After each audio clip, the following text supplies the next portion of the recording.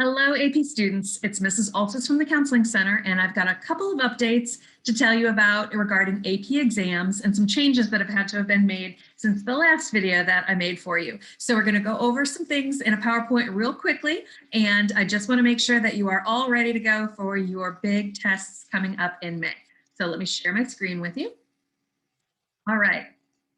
So the first big thing is obviously very good news for us is that we are going to be 4 days a week starting at the end of April. So when we talked about green day, gold day, staying if you have to all day or getting the bus, you don't have to worry about any of that anymore. Since everybody's going to be there 4 days a week, green day, gold day, it doesn't matter. As long as you are here at school, you'll be there for your test. Now, obviously, the only ones that have to be concerned about that or think about those are those students who have Friday exams. And I've got the Friday exams listed at the bottom: AP Euro, AP Bio, AP Environmental Science, Spanish for Administration 2. Those are the AP Seminar students who are taking the second administration for Spanish. Music theory, and then the digital exam for AP Microeconomics. So just remember, we don't have transportation on Friday. So you are going to have to find your own transportation. If you absolutely can't find your own transportation, please talk to your teacher. We will try to make a way, no matter what happens, we'll try to make a way for you to get to school. All right, the day of the exam. I cannot stress this enough. Be on time. If your exam starts at 8:30, be at the testing center by 8:15. If your exam starts at 12:15, be at that testing location at 12. It is imperative that we start these tests on time. So make sure you get there on time. Now, if you get to the testing location and the door is still closed, do not go in. That means there's likely still a test going on in that testing center. So do not open the doors. We will open the doors for you once you're able to go into that test.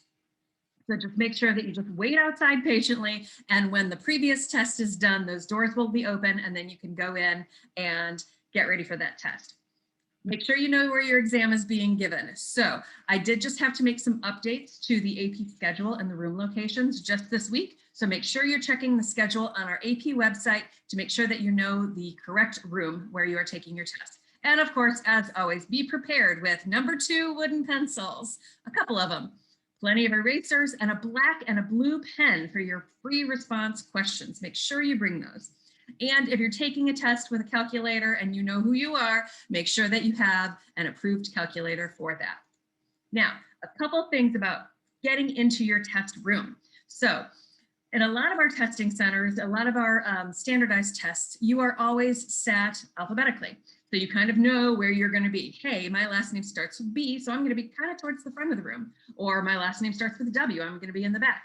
Well, if you know anything about the College Board and if you know anything about their standardized tests, they have a lot of information about test security. So they need us to randomly assign seats for these exams. So we're going to have seat assignments outside of your exam room that morning or that afternoon. So you're going to find your name, and then you're going to find your row number and your table number.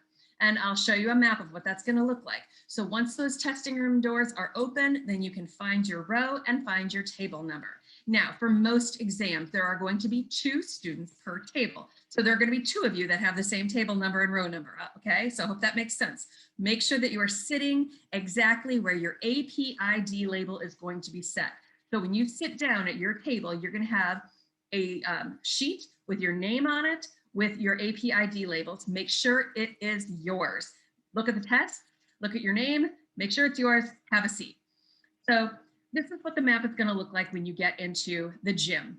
So if you look towards that main gym entrance, that is where your proctor tables are going to be set up. And we're going to have 10 rows going back and 10 tables going across. We're going to have those row numbers labeled, and you're just going to find your row number and then count over how many tables you have. Now back here at the back of the gym, if you've ever taken a standardized test in the gym, that is always where we have you store your backpacks, your snacks, your food, your water, anything like that. So that's where that goes. And here you can enter in near the cafeteria, or you can enter in near the girls' bathroom or that main gym entrance. And again, look for your seating assignment, then find your row and find your table and get seated as quickly as possible. Now, if your test is in the LGI, obviously we can't fit as many tables in the LGI as we do in the main gym. So, but it's going to be set up very similarly. So if you come in door 1001, which is kind of that front door of the LGI, the closest to the music hallway, we're going to have tables set up this way, 5 tables across, 8 rows back. In the back is where you're going to have your backpacks and all of your personal items. The proctor tables are going to be up front. If you remember the LGI, that front part is where there's a black curtain and sometimes a screen. So that's going to be the front of the room. You're going to count rows backwards and then from 1 to 8 and then tables across. So again, find your row, find your table, double check to make sure that your AP label is sitting there in front of you. If it is not, you are probably at the wrong table. Have a seat and get ready for your test. Finally, makeup exams. Just a reminder that if you have any illnesses, medical excuses, if you are quarantined for your AP exam, and I really hope that none of you have to worry about any of this. I really hope that all of you are going to be there for your exam and that you're going to be feeling well and not quarantined during that time. That should happen. Please contact me as soon as possible. I have only a limited number of days in order to order you a makeup exam. Again, most of those makeup exams are digital. And so you'll take those exams likely at home.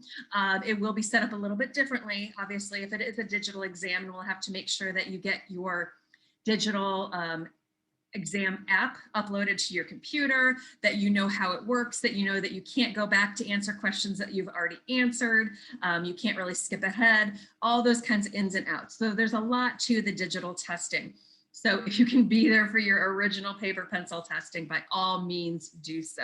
But again, if you have any problems, if you are absent the day of your test, contact me within 3 days, okay?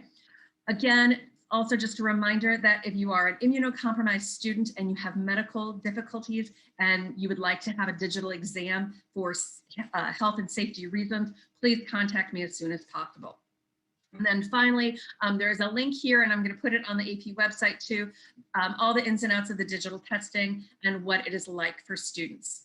So that's it. Hopefully this will be my last update before your AP exams. If you have any questions, please don't hesitate to contact me, talk to your counselors. Any of us in the Counseling Center are happy to help, and we just wish you the very best. Thanks.